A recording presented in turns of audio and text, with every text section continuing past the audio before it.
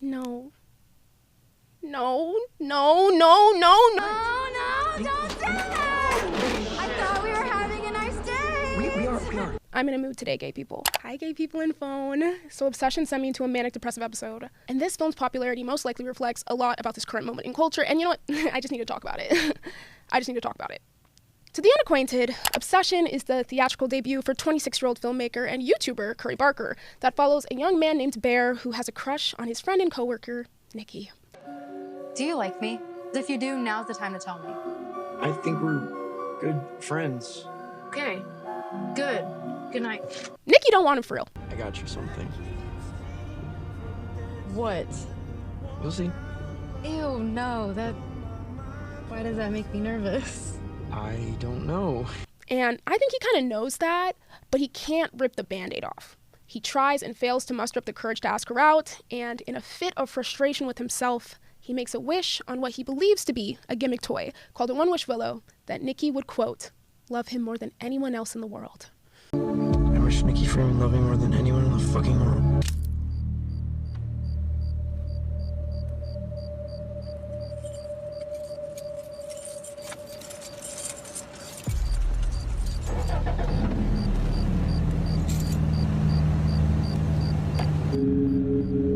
And to his shock and awe, that shit works.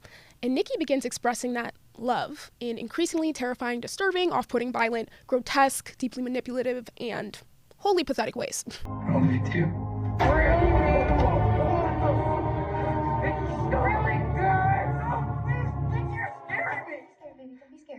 I would never hurt you. Now, disclaimer. My thoughts on this film may be slightly jarred because I actually didn't see the ending. I didn't see the ending because right at that last 5-minute mark, some man sitting completely alone in the front of my theater stood up and just started getting booty butt ass naked. Didn't even say anything, just unbuckling his belt. Boom, Nicky shoots the gun. Now his pants are coming down. People start running out of the theater, and I'm black. So you know I was gone.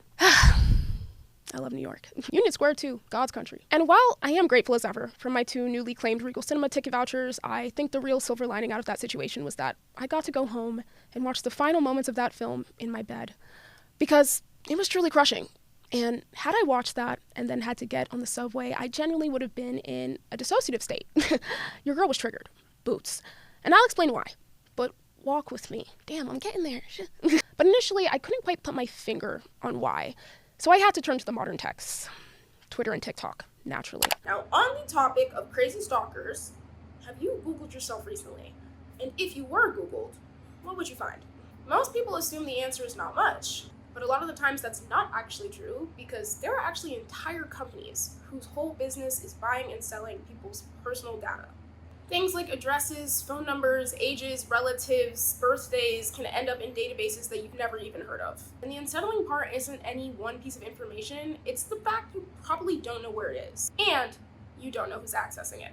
So when you think about it that way, the issue is not just privacy, it's control. Most of us never actively made the decision to have our information on dozens of sites across the internet. Yet that information can continue to spread, get copied, and remain online for years. Lucky for you, today's sponsor is Aura, a service that can help you fight back.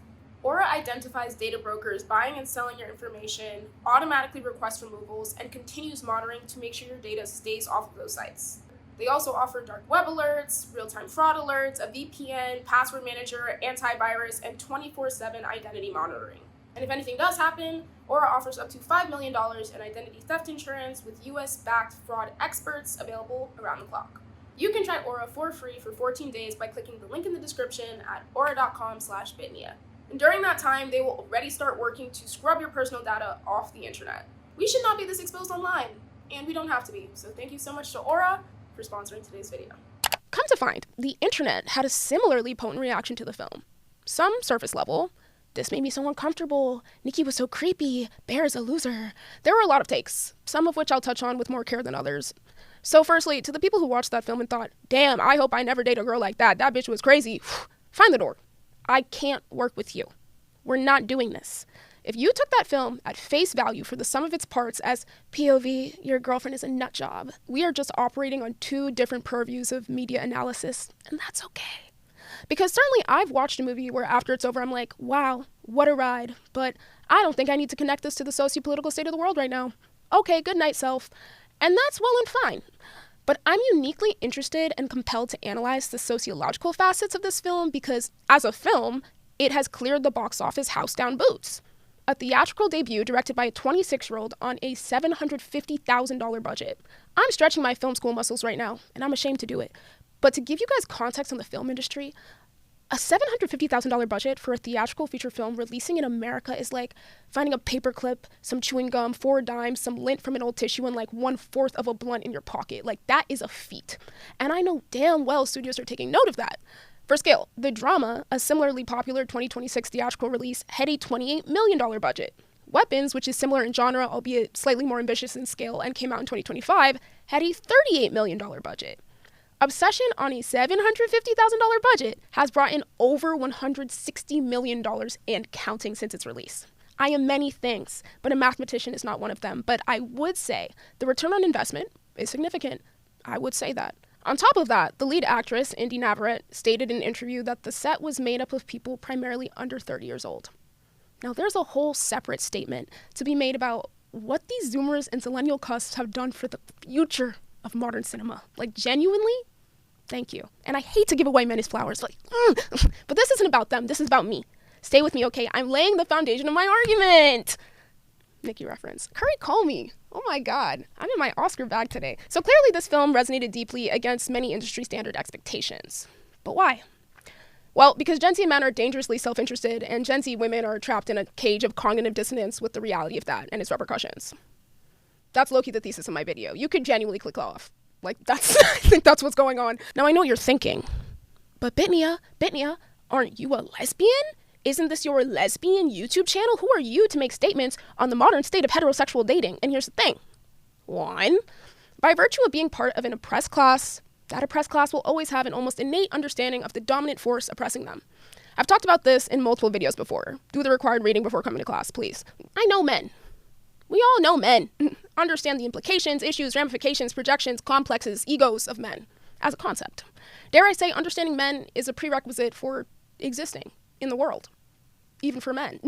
And 2, lesbians, don't worry, I'm not leaving you. I actually related to this film in a lesbian context. Yes, my bear was a mask.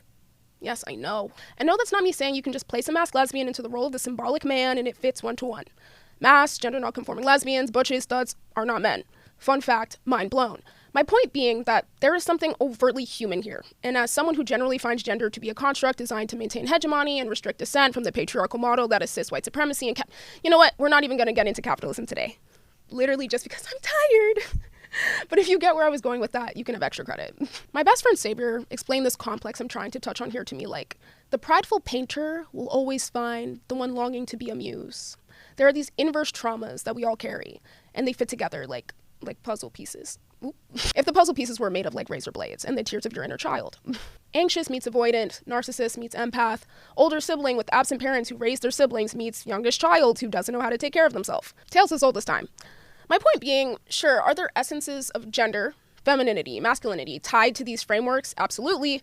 But are they mutually exclusive?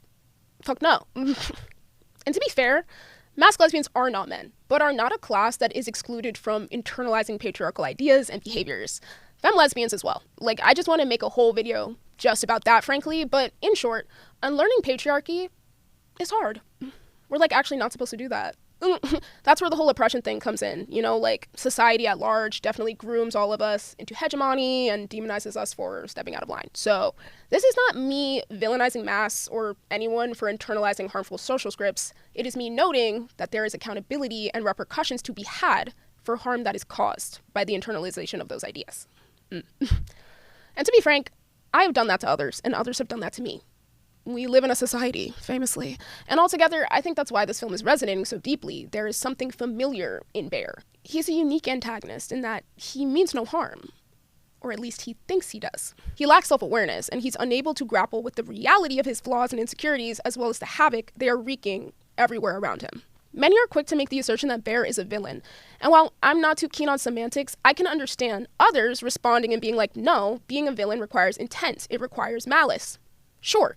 Bear's key flaw in this film, the inciting characteristic that sets this entire film into motion, is not that he is malicious, it's that he is selfish. He doesn't confess his feelings to Nicky, even when explicitly given the option, to protect his ego.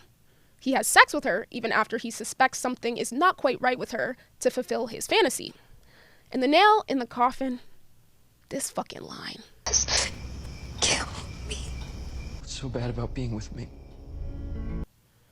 To which Nicky responds, I have never been with you. Selfish. He is watching this girl he claims to love suffer, using her body, ignoring her pleas to literally end her life to meet his ends. And you'll never guess, but this happened to me. No, like, I'm chill now. But like, well, there absolutely is a statement to be made about how Bear's actions are uniquely reflective of a rampant social dynamic and pattern in heterosexual relationships, as well as probably with men in our generation as a whole. I'm not going to talk about that. And I'm probably not the best person to, for obvious reasons, but also because there's something truly human about Bear's actions. Selfishness, famously, is not gender exclusive.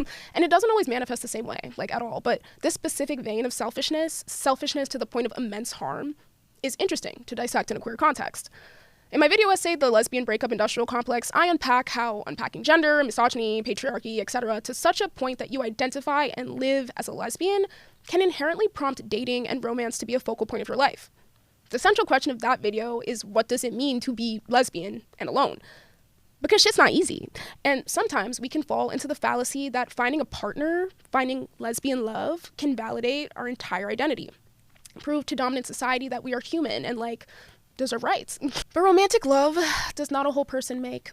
And within this film, I think Bear's wish and Freaky Nicky's paranormal reaction to this wish reflects an incredibly earnest but incredibly harmful personification of our culture's internalization of love.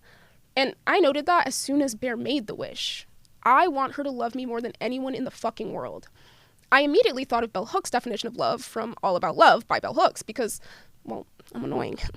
She defines it as an active choice and a verb, more than just a passing emotion or something that is thrust upon us. She defines love as, quote, the will to extend oneself for the purpose of nurturing one's own or another's spiritual growth, comprised of 6 core components: care, commitment, trust, responsibility, respect, and knowledge. I remember reading this the first time and taking issue with this definition because, well, that means a lot of motherfucking people who told me they left me were little liar pants, and Hooks grapples with this reality as well in reflections on her own personal life and notably with her family. And to that, I think my consensus is that both are true. Both are happening, both types of love exist, but they are incredibly different things that share the same name. And it's important to be cognizant of that when someone claims to love you. But you learn that shit the hard way. Am I right? Nonetheless, it was evident when Bear made the wish which type of love he was referring to, because had he loved Nicky in what I'll refer to as a true love, referring to Hooks' definition, he never would have made that wish in the first place, because that kind of love is about a genuine investment in another person's growth, in what's best for them, in their autonomy as a person, in their happiness, even when that happiness sometimes doesn't include you. True love knows how and when to be selfless. I think the most astute observation about the film is that at surface level, it appears that Freaky Nicky is begging Bear to love her. But at the same time, and more notably, so is actual Nicky. She is begging him to see her, to view her suffering as legitimate, to do something about it, to love her, truly, to think of her best interest despite his, and he refuses. I think that's what I found most potent and devastating about the film, in tandem with my own experience and what I think many other people most likely related to as well. Because we are living in the age of the crazy girl. Pearl, Gone Girl, Black Swan, Fleabag, Swarm, even fucking Huda from Love Island, who remains the second most followed Love Island USA contestant of all time, even after trespassing into her boyfriend's baby mama's apartment complex to see if he was cheating after sending him a photo of herself on a roof, ready to jump. Which obviously is deeply upsetting and unethical if it's happening to you, but is clearly being read and internalized by millions online as low-key me as fuck. And the same is happening with Nicky. There is catharsis in seeing women be unhinged. And maybe it's not right, but it is happening, and there's a reason for that that shouldn't be ignored altogether. I feel like you don't love me as much as I do. Like it's not mutual. Literally, Nicky is so mean. As my ex-girlfriend, thoughts on Obsession movie? You don't need a One Wish Willow for Carly. That's her on a random Tuesday. She is the One Wish Willow. She is, bro. I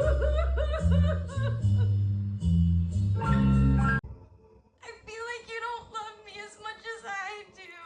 No, no, no, no, no, no. Most likely because, fun fact, women and queer people, like, don't usually get the space or grace to be absolutely insane, especially in moments where, like, they may have a lot of valid reasons to feel insane. But what I specifically liked in Obsession's take on the unhinged woman is that it's not her fault.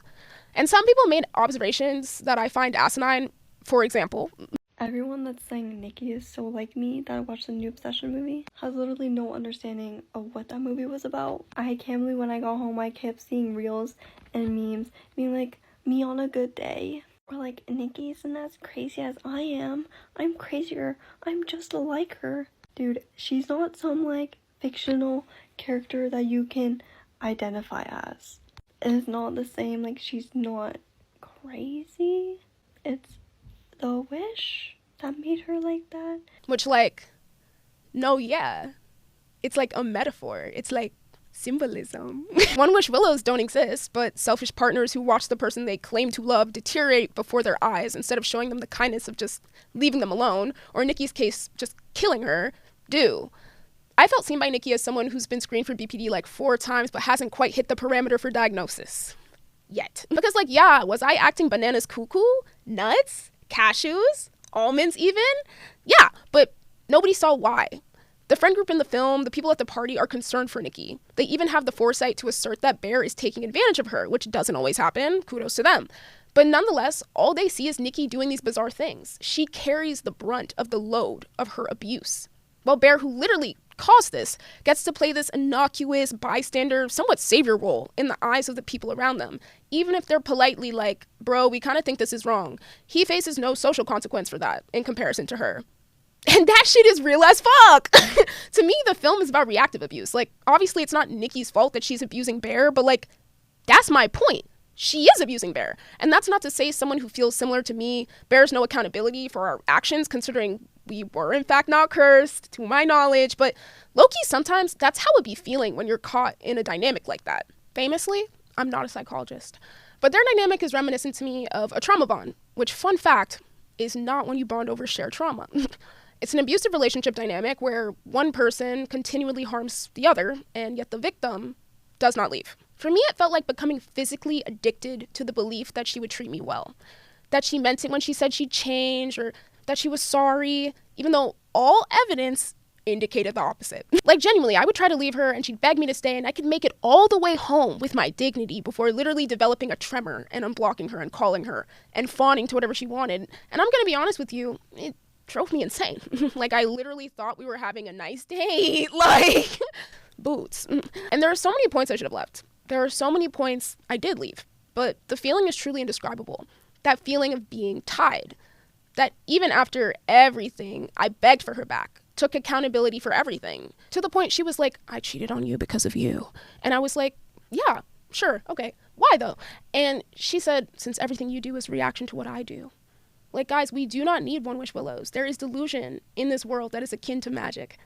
Both mine and hers, because I was for like right, and then she left me. And as much as this sounds like, and partially is me airing out grievances from this experience online, I really do genuinely forgive her. I had to in order to like rebuild my will to live. But what haunts me and sticks with me most is not how she treated me, but who I allowed myself to become and the remnants it left around me. That's why I find Nikki's story so haunting. Who believed me, and also the remnants of my life that I had to put back together, as well as what I allowed myself to accept and the lengths of mental instability that it led me to. That is what haunts me. And while I hold more fault in Nikki because she famously was under a spell, the film painted a picture to me of what that relationship really was. False love, of which I believe there may be an epidemic. Maybe on both our parts, because why was I so addicted to the idea of this girl treating me well despite the evidence she was not going to? I think there's culpability in that, and I forgive myself, but I do accept that. I recognize that most likely that was me trying to feed something in myself more than it was about my pure, unadulterated love for her, you know? But as I saw Nikki sit amidst the bodies in that closing shot and cry, I felt the weight of what she was left with, and subsequently what I was left with. What so many people are left with after you are pushed, or in Nikki's case, wished, to the brink of sanity. And I feel like I should have some astute closing point that synthesizes everything I just said, but I don't. I'm just sad. And I wanted to say all that. So I did. And if nothing else, I hope this helps someone out there, genuinely, and just gives a reminder of what love is and what it looks like to the internet, because every day it becomes little more clear that we may need one. So, thanks for watching. I really appreciate you guys, and I hope that it's mutual. Curry, call me. I'm serious.